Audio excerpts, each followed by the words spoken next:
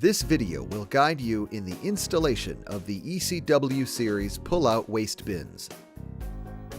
The following tools are required.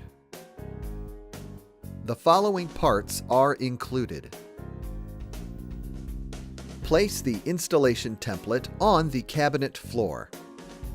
Position the template with the wide installation or narrow installation side up, depending on your desired orientation.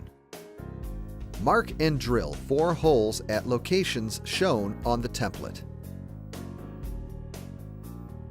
Fasten the sliding based assemblies to the cabinet floor by using 2 number 8 1/2-inch mounting screws for each slide assembly.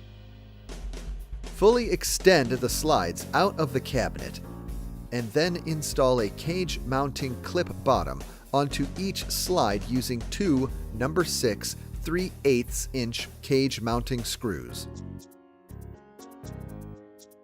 Place the wire cage on top of the cage mounting clip bottoms. Install the cage mounting clip tops using 2 number 6 3/4-inch cage clip screws. Finally, insert the bin.